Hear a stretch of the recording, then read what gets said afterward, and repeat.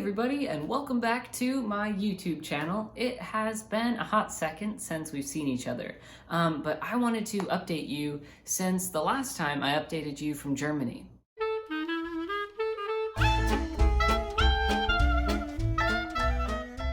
So in the last couple weeks, I had a great vacation with my partner. Aren't we so cute? And then I flew down to see my family in Florida. Aren't they so cute? And then I went to Memphis, Tennessee for Martin Luther King Jr. weekend. It was really amazing. I don't know if you know the history about Martin Luther King Jr. weekend in Memphis, but Memphis is the place where MLK breathed his final breath. He was standing at the Lorraine Motel on the balcony where he was shot.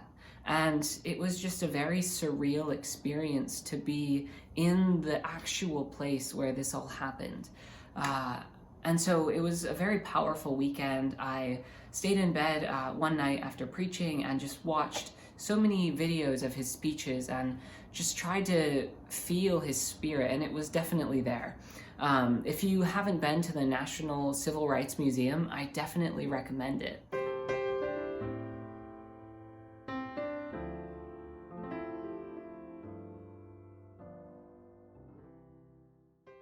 But while I was in Memphis, I got to spend some time with some folks as part of a UMC Next gathering.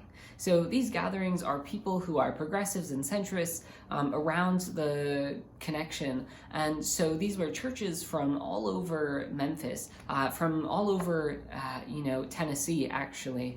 And they came together on MLK weekend to say, how can we continue to press on towards that promised land of justice that Martin Luther King saw for Black Americans, and that which is still not realized?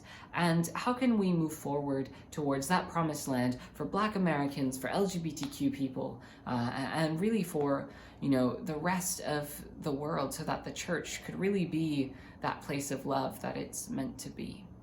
And so while in Memphis on this weekend speaking to churches, I was really moved by some of MLK's last words in Memphis. This is the place where he had his mountaintop speech, his very last speech that he made, where he said, "I have been to the mountaintop, and mine eyes have seen the glory of the Lord."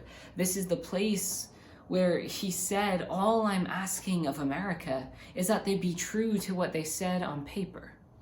And so hearing all of these words and trying to relive these last moments of his life were really impactful for me. And I recommend watching his speech again and again and again. And it reminded me that as we continue to struggle for LGBTQ justice in the church, we're struggling for Black and brown people as well, for refugees, immigrants, for women, that this is an intersectional struggle, that no one group makes it to the promised land without the others. As part of that, I have some videos here of some folks from Memphis who want to tell you why this journey matters. Pastor, I gently influence and encourage, really it's just the gospel. When it comes down to it, loving thy neighbor as we have been loved and as we love ourselves. So it's encouraging love of self, your own personhood, and encouraging that to kind of filter through all the ministries that we do. And for us right now, that does mean having conversations about becoming reconciling. This past weekend, I got to help lead the UMC Next Memphis Annual Conference event at St. John's United Methodist Church, and truly it was amazing. I felt the Spirit in so many beautiful ways, but I think the more profound experience I had with the Spirit on that day was after partaking in communion, I heard a child's voice, and it shook me to my core, because even though we have come so far in living out this dream that Dr. King so beautifully laid out for us, there's still so much more to do. And my heart broke a little bit, because I don't want to have to see the next generation or the generation after that to have to fight these fights and feel these feelings that we have experienced due to the harm of the traditional plan and the intersectionality of all the issues in the church. What I do in my church mostly is I try to listen and to love people as best I can and to be who I am and talk to them about the love of Christ. I say every single Sunday that Jesus told us to love God and love neighbor and try to find a way to love ourselves. The thing that was so upsetting to me about February in 2019 at the General Conference was that only 6% of the voting body was 35 or under.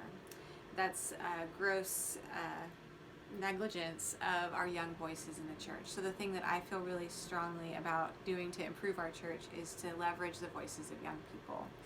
And the voices of young people that I have the privilege of working with, they are passionate about a church that is fully inclusive of all of God's children, a church that honors love for love, and a church that honors God's call on every soul that has been created. And so if we can leverage those voices, I believe we have a better picture of what God's up to in the world.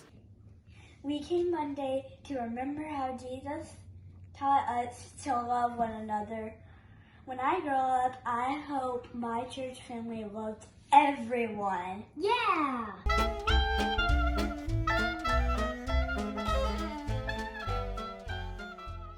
Again, it was such a powerful weekend. I definitely recommend visiting Memphis if you're ever in the area. And those people are amazing, aren't they? And those kids, just love them.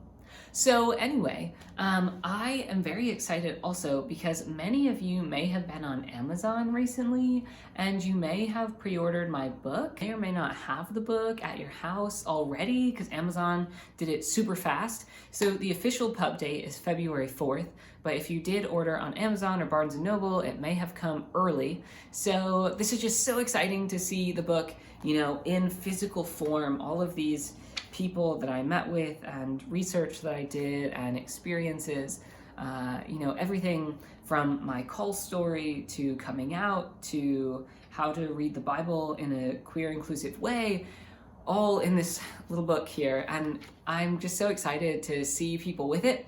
I would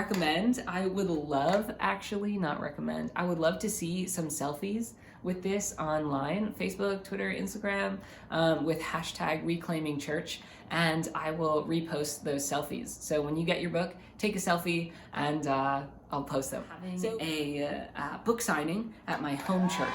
So if you live in upstate New York, I will be back in my home church in Penn Yan, New York, on the first weekend of February 1st, and I'll be signing books on Saturday the 1st at the church from 2 to 3:30, and I'll be preaching that weekend as well. So I hope to see you there, and I hope to see you with these books. That was a lot to say in a couple minutes, but I hope that you are having a great time and that you're seeing people around the world proclaiming an inclusive message that not all Christians are terrible and that not all Christians hate gay people or black people or refugees or immigrants or fill in the blank. Anyway, glad to see you again back on YouTube, and I'll see you soon.